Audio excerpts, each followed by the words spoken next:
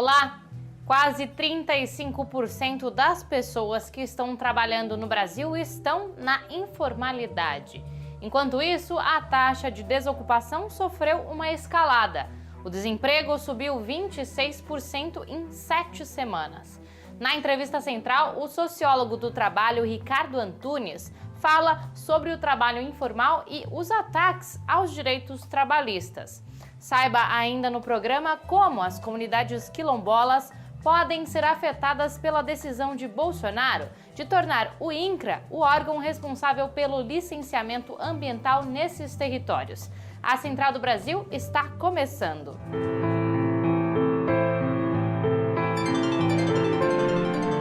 Central do Brasil. O governo Bolsonaro passou para o INCRA a competência do licenciamento ambiental nas comunidades quilombolas. A decisão poderá acarretar na liberação da construção de grandes empreendimentos nestes territórios sem estudos sobre os impactos sociais e ambientais. Vamos saber mais na reportagem de Flávia Quirino.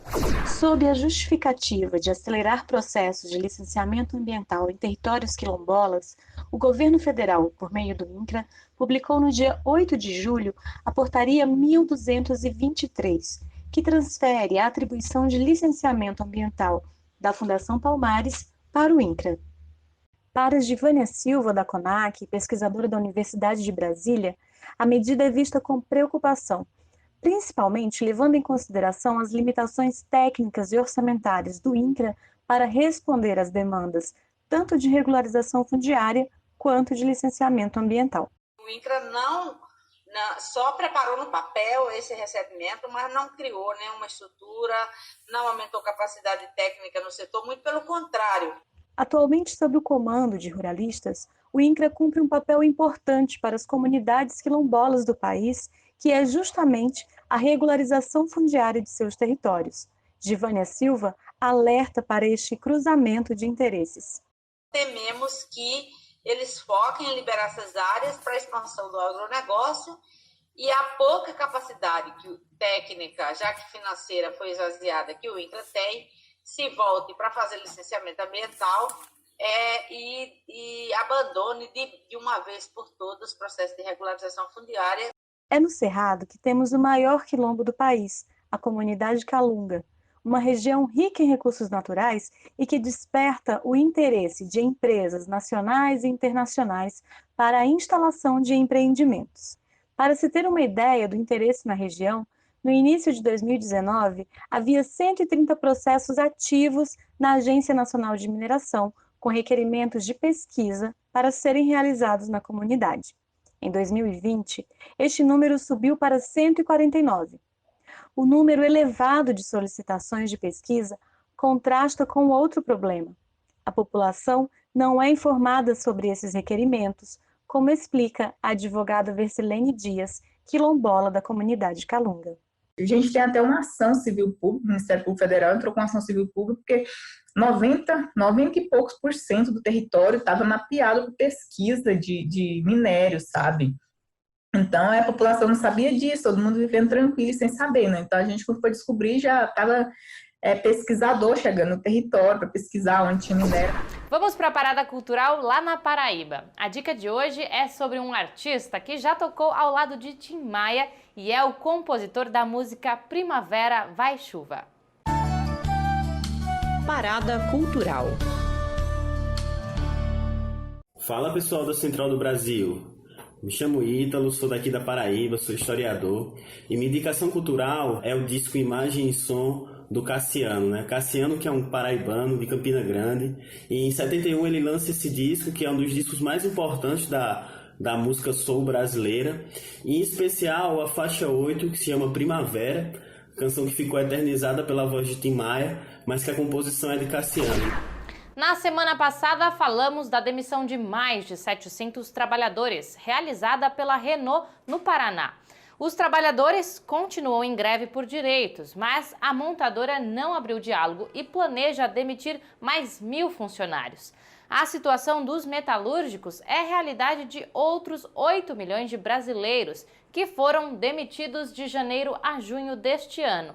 O cenário de desemprego, que já era grave, está cada vez mais crítico. Afonso Bezerra traz mais informações. Trilhos do Brasil.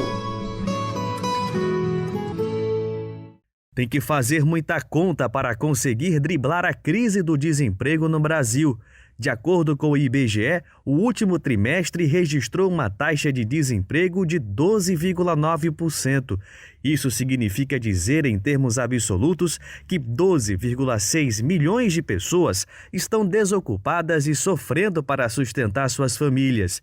Esse dado foi coletado durante a pandemia do coronavírus, que impactou inúmeros segmentos da economia. Sem fluxo, muitas empresas reduziram o quadro de funcionários.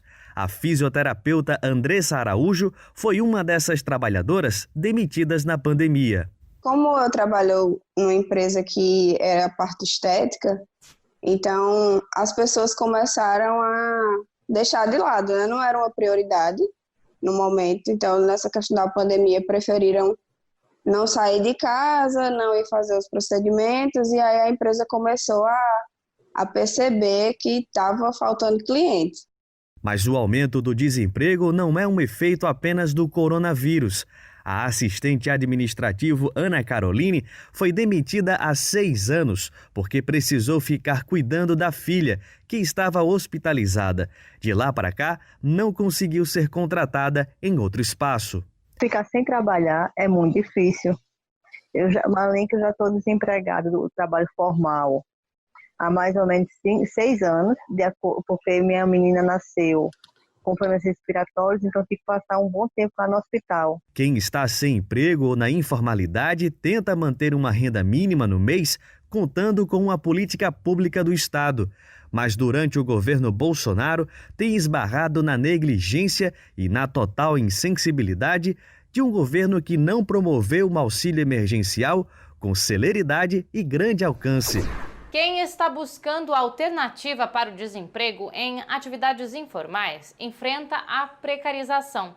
A informalidade já representa cerca de 35% de toda a força de trabalho brasileira. Jonatas Campos conversou sobre o assunto com Ricardo Antunes, que é sociólogo do trabalho. Vamos para a entrevista central. Entrevista central. Olá! A nossa entrevista central de hoje é com o professor Ricardo Antunes. Ele é professor titular de Sociologia do Trabalho da Unicamp. Professor, obrigado pela sua participação. Professor, a primeira pergunta é sobre a relação do desemprego, da atual índice de desemprego no Brasil e da informalidade, inclusive nessa pandemia que estamos vivendo. A relação é profunda e ela mostra a tragédia do mundo do trabalho no Brasil. O que significa isso?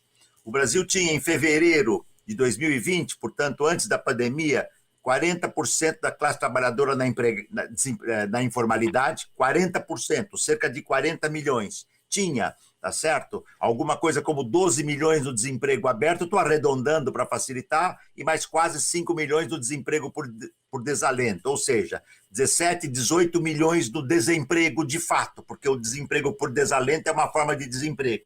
Tá certo? Qual é a tragédia brasileira? A classe trabalhadora brasileira, então, hoje, oscila entre a informalidade, que significa não ter direito nenhum, e o desemprego. É um vilipêndio e uma sociedade não pode funcionar com uma massa de trabalhadores e trabalhadoras nessa situação. O resultado é a pandemia veio e a letalidade. As mortes estão atingindo muito mais duramente a classe trabalhadora empobrecida, negra e que vive nas periferias. É uma tragédia verdadeiramente inaceitável. E a gente pode esperar que o futuro do mercado de trabalho brasileiro possa se recuperar com emprego formal ou há uma tendência muito clara de informalidade?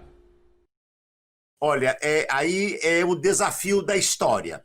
Se nós formos olhar o quadro atual, nós percebemos que as empresas, as grandes empresas especialmente, querem aproveitar esta situação pandêmica para agudizar a relação de trabalho baseada na informalidade. É claro que o desemprego, né, interessa para as empresas na medida em que ela reduz a força de trabalho.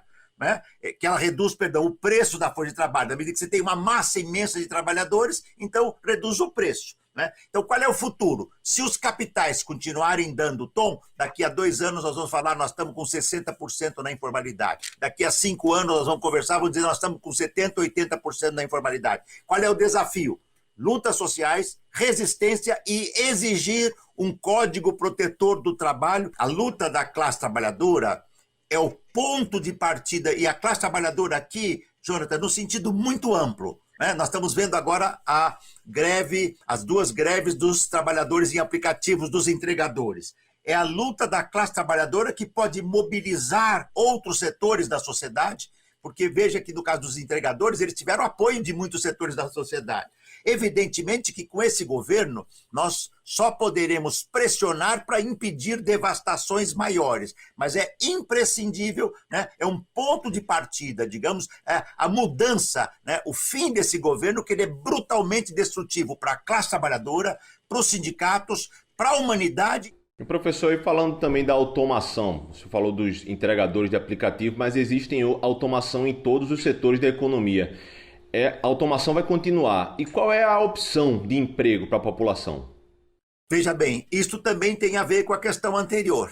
Se nós deixarmos as corporações darem o tom, elas já falam na indústria 4.0. O que é a indústria 4.0? É uma fábrica praticamente com um número restrito de trabalhadores e trabalhadoras, porque internet das coisas, inteligência artificial, impressão 3D, internet 5G, Big Data, tudo faria a produção. É claro que há setores que o trabalho manual é imprescindível, mas não existe riqueza sem trabalho humano. A pandemia mostrou, para quem tinha dúvida, que quando o trabalho para, o capital não se reproduz. Portanto, o desafio é que nós só podemos aceitar um nível de tecnologia, um nível de avanço, desde que isso não signifique desemprego e mais precarização da classe trabalhadora. E uma última pergunta, professor. O senhor poderia apontar setores da sociedade onde poderia haver oferta de emprego seguro e digno para a classe trabalhadora?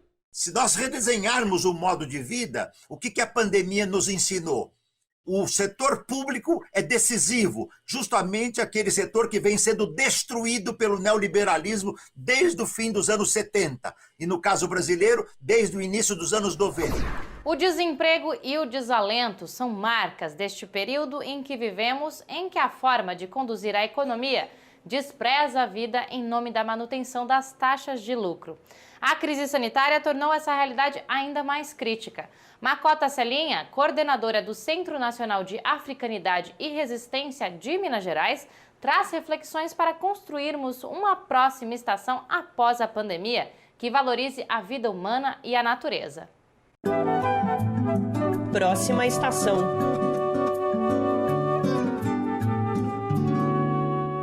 Eu espero que nós possamos tirar algumas lições de valores, tais como a solidariedade, a generosidade e o companheirismo. Eu sou uma mulher de muita fé. Eu sempre acredito muito que é possível vencermos grandes desafios, e esse é um dos grandes desafios. Eu acho que nós estamos vivendo hoje a nossa possibilidade de transformação, de um mundo melhor, de um mundo onde a vida seja mais valorizada, onde as pessoas sejam mais respeitadas. E eu acredito que nós podemos, e devemos, a partir desse processo, tirar algumas lições. Lições de que nós não somos imbatíveis, nós não somos inesgotáveis e muito menos imprescindíveis. Mas nós somos importantes e nossas vidas importam. E se elas importam, eu acredito que nós possamos, após esse processo, cuidar mais de nós, cuidar mais do outro, perceber que o outro é uma extensão minha. O meu maior desejo é que nós possamos, pós-pandemia, ter um mundo melhor, um mundo mais livre, mais solidário, mais generoso e mais respeitoso. E com essas palavras de alento e esperança, mandamos boas vibrações ao querido Dom Pedro Casaldáliga, que está resistindo a problemas respiratórios e ao mal de Parkinson. Muita força ao bispo emérito da Prelazia de São Félix, que é uma referência na luta pelos direitos humanos do Araguaia, no Mato Grosso. A Central do Brasil termina aqui. Se você perdeu alguma coisa do programa, acesse o QR Code que aparece aí na sua tela. Por meio dele, você encontra todos os nossos conteúdos nos diferentes formatos. Eu volto com mais amanhã. Até!